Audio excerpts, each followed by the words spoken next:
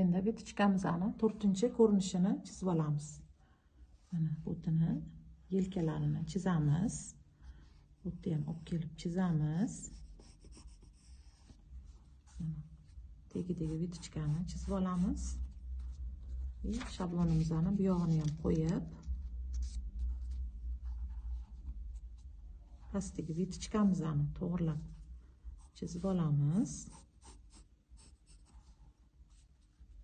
Endi e'tibor berasizlar, bu yerdan 3 sm pastga tushamiz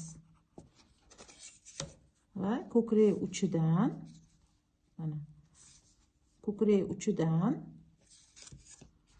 4-5 sm ichkariga kiramiz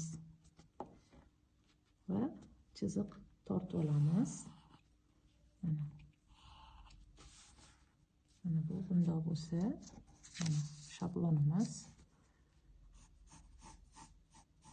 Mana endi buni bu yoqqa bundoq ko'taramiz. Ko'rdinglar? Mana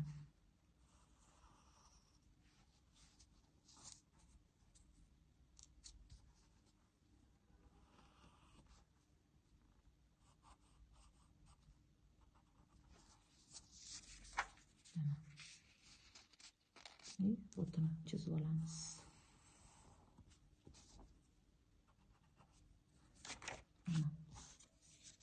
Endi bu vitichkamizni bu yoqqa tutashtiramiz. Uchkaga yetib kelmaydi bu yerdagi vitichka. Bir 5 sm ichkariroqda ulaymiz. Mana bu 4-ko'rinishi vitichkamizni. Ortiqcha joylarini o'chirib olamiz. O'zimizga kerak emas joylarni, bu ham mana kerak emas.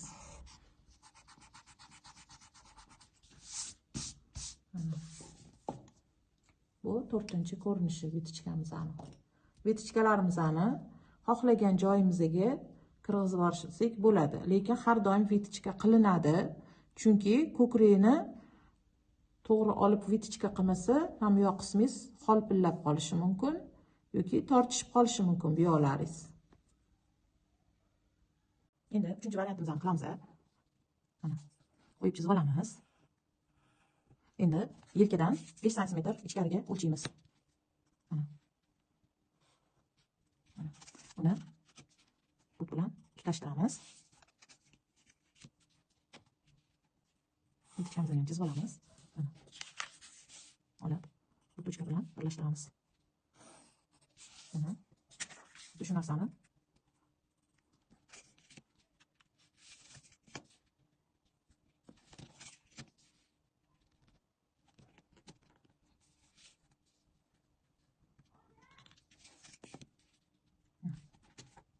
tochka bilan birlashtirib olamiz.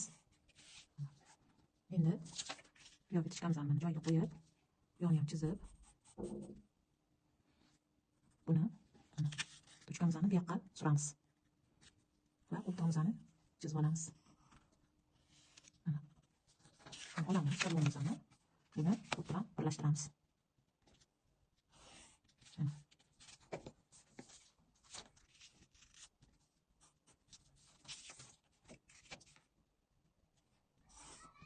Bu 3-ko'rinishi vitichkamizni. Ikkinchi vitichkamizni mana bu tayyor bo'lsa, tegidagi vitichkani bu yoqqa kirgizib olib, bu yoqqa bel vitichkasini ham ko'krakning oldiga tushirib olishimiz mumkin. Ozgina qog'oz yetmadi.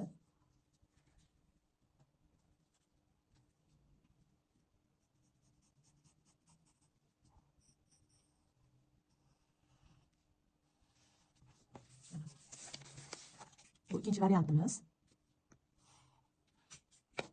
Bu birinchi variant, bu ikkinchi variantimiz. Antizamzani asosini sizlar bilan o'rgangan edik. Mana bu asosiysi. Endi biz bugun vitichkalarni joylashtirishni o'rganamiz. Mana birinchi qilgan asosimiz mana bunaqa edi. Endi bu vitichkamizni yopib turib vitichkani pastga tushirib yuborishimiz mumkin. Mana.